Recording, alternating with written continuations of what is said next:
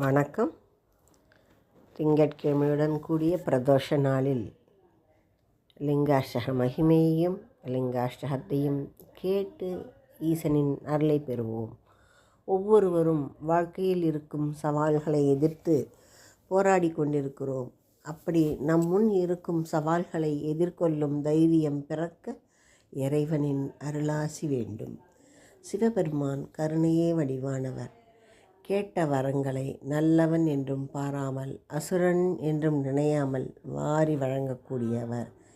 ஈசனின் அருள் ஒன்று நமக்கு கிட்டினால் எத்தகைய துயர்களையும் தகர்த்து எறியலாம். எத்தனை பேர் நம் முன்னால் பகையாக நின்றாலும் அத்தனை பேரையும் எதிர்த்து போராடலாம். வாழ்க்கையில் இறைவன் நமக்கு கொடுத்திருக்கும் சவால்களையும் கஷ்ட நஷ்டங்களையும் திடமாக எதிர்கொள்ள பின்வரும் இந்த லிங்காஷ்டகத்தை தினமும் கேளுங்கள். லிங்காஷ்டக ஸ்லோகம். பிரம்மமுராரி சுரார்ச்சிதலிங்கம் நிர்மல பாஷித சோபிதலிங்கம்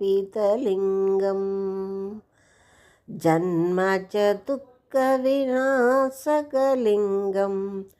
தத்ப்ரணமாமி சதா சிவலிங்கம். தேவமுனி பிரவரார்ச்சிதலிங்கம் காமதஹம் கருணாகரலிங்கம் ராவண தர்ப்ப விநாசகலிங்கம் தத்ப்ரணமாமி சதா சிவலிங்கம்.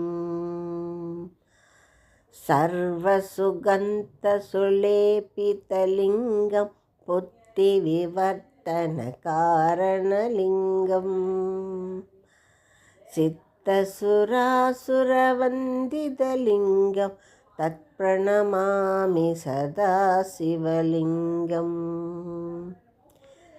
கனகமகாமணி பூஷிதலிங்கம் பணிபதிவேஷ்டித சோபிதலிங்கம் தஸ்ரசுயஜ்ஞ விநாசனலிங்கம் தத்ப்ரணமாமி சதா சிவலிங்கம்.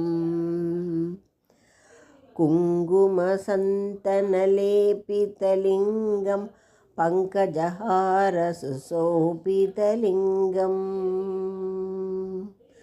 சஞ்சித பாப விநாசனலிங்கம் தத்ப்ரணமாமி சதா சிவலிங்கம். தேவகணார்ச்சித சேவிதலிங்கம் பாவயர் பக்தி பிரவேசலிங்கம் தினஹர கோடி பிரபாகரலிங்கம் தத்ப்ரணமாமி சதா சிவலிங்கம். அஷ்டதளோபரிவேஷிதலிங்கம் சர்வசமுத்பவ காரணலிங்கம் அஷ்டதரித்ர விநாசனலிங்கம் தத்ப்ரணமாமி சதா சிவலிங்கம். சுரகுரு சுரவர பூஜிதலிங்கம் சுரவன புஷ்ப சதார்ச்சிதலிங்கம் பராத்பரம் பரமாத்மகலிங்கம் தத்ப்ரணமாமி சதா சிவலிங்கம். லிங்காஷ்டகம் இதம் புண்ணியம் எப்படி சிவசந்நிதௌ சிவலோகமவாப்னோதி சிவேன சகமோததே. ஆதிசங்கரர் அருளிய இந்த லிங்காஷ்டகம் மிகவும் சக்தி வாய்ந்தது. கேட்டு ஈசனின் அருளை பெறுவோம். நன்றி, வணக்கம்.